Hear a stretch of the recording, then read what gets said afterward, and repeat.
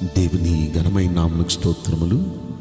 ఈ వాగ్దానం వింటున్న మీకందరికీ మన ప్రభువును ప్రియ రక్షకుడైన యేసుక్రీస్తు నామములో శుభములు, మా హృదయపూర్వకమైన వందనములు తెలియచేస్తున్నాం. ఈరోజు దేవుని వాగ్దానం యెషయా గ్రంథం 51వ అధ్యాయము 16వ వచనం. నా చేతి నీడలో నిన్ను కప్పి ఉన్నాను. ఈ మంచి వాగ్దానం మన మంచి దేవుడు మనందరి పట్ల నెరవేర్చునుగాక. ఆమేన్. ఈ భయంకరమైన పరిస్థితుల్లో ఈ వాగ్దానం వింటున్న మనందరి జీవితాల్లో నెరవేరునుగాక. ఆమేన్. ఎందుకంటే ప్రస్తుతం బయట భయంకరమైన పరిస్థితులు ప్రపంచం ఎదురు చూస్తున్నారు. ఈ భయంకరమైన ఈ పరిస్థితులలో దేవుడు మనల్ని తన చేతి నీడలో కప్పి ఉన్నాను అంటున్నారు. 91వ కీర్తనలో మనం చదువుకున్నాం కదా, ఆయన తన రెక్కలతో నిన్ను కప్పును, ఆ రెక్కల కింద నీకు ఆశ్రయం కలుగును.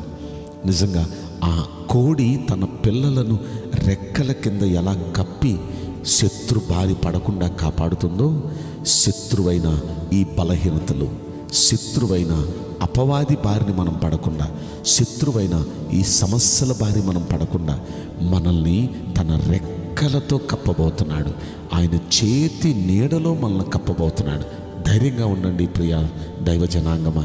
మన దేవుడు తన చేతితో మనల్ని కప్పుతాను అని చక్కని వాగ్దానం చేస్తున్నారు. అయితే ఇలా ఆ వాగ్దానం మన పట్ల నెరవేరాలంటే మనం ఎలా జీవించాలి? మొదటి వచనంలో చెప్తున్నాడు. ఇదే 51వ అధ్యాయంలో, నీతిని అనుసరించుచు యెహోవాను వెదకుచూ ఉండువార్లారా నా మాట వినండి. అంటే మనం ఎలా ఉండాలంటే నీతిని వెదుగుతూ ఉండాలి. అంటే నీతిగా ఉండాలి. ఇన్నాళ్ళు ఎలాగో జీవించాం. ఇక్కడ నుండి అయినా నీతిగా, నీతి తప్పొద్దండి. దేనికోసం? నీతిగా ఉండటానికి తీర్మానం చేసుకుందాం. మనం నీతిగా ఉంటే ప్రపంచమంతా ఎలాంటి పరిస్థితికి వెళ్ళిపోయినా మనల్ని దేవుడు కాపాడుతాడు. నోవహు ఆ తరం మొత్తంలో నీతిమంతుడు కనుకనే ఆ తరం అంతా అంతరించిపోయింది. జలప్రళయంతో ప్రపంచమంతా మునిగిపోయింది. కానీ నోవహు తన ఇంటి వారందరూ కాపాడబడ్డారు. కారణం అతని నీతి. ఈరోజు మనం నీతిగా ఉంటే ప్రపంచం ఏదైనా కానివ్వండి, మనల్ని దేవుడు కాపాడుతాడు. ఆయన చేతి నీడతో కప్పుతాడు. రెండవది, యెహోవాను వెదకుచూ ఉండాలి. ఇన్నాళ్ళు లోకాన్ని, పాపాన్ని, ఇంకా దేనిదేనో డబ్బును, ఇంకా సుఖభోగాల్ని, ఇలాంటి వాటిని మనం వెదుకుచూ ఉన్నామేమో. యెహోవాను వెతకటం ఆరంభిద్దాం. నినివే పట్టణస్థులు వారు పాపాన్ని వెతుకుతూ, ఈ లోకాన్ని వెతుకుతూ, ఆ కోరికలను వెతుకుతూ భయంకరులుగా జీవించారు. అలాంటి భయంకరులకు దేవుడు ఎప్పుడైతే ఒక ప్రకటన యోనా ద్వారా చేయించాడో, యోనా ప్రకటన వినగానే వారంతా దేవుని తట్టు తిరిగారు. ఆ చెడు మార్గాల నుండి దేవుని తట్టు తిరిగారు. యెహోవాను వెతకటం ఆరంభించారు. అయ్యా, గత కాలాన్ని బట్టి క్షమించండి అయ్యా, ఇక వాటి జోలికి మేము వెళ్ళమయ్యా, అలా జీవించమయ్యా అని వాటన్నిటిని బట్టి పశ్చాత్తాపడి ఇక దేవునికి ప్రార్థన చేయటం, ఇక దేవుని వాక్యాన్ని ధ్యానించటం, ఇక దేవుని సన్నిధిలో దేవుని వైపుకు తిరిగారు. ఎప్పుడైతే దేవుని వైపు తిరిగి దేవుని వెతకటం ఆరంభించారో, దేవుడు పంపిస్తానన్న శిక్ష పంపించడానికి బదులుగా శిక్షను తప్పించి వారికి ఆశీర్వాదం పంపించాడు. అందుకే అంటున్నాడు, యెహోవాను వెదకండి. ఇక మూడవది ఒక మాట ఆ 7వ వచనంలో అంటాడు, నీతిని అనుసరించు వాళ్ళారా నా మాట వినండి, నా బోధను హృదయమందు ఉంచుకున్న జనులారా ఆలకించండి అంటున్నాడు. అంటే దేవుని మాట శ్రద్ధగా ఆలకించి ఆ బోధను హృదయంలో ఉంచుకోవాలంట.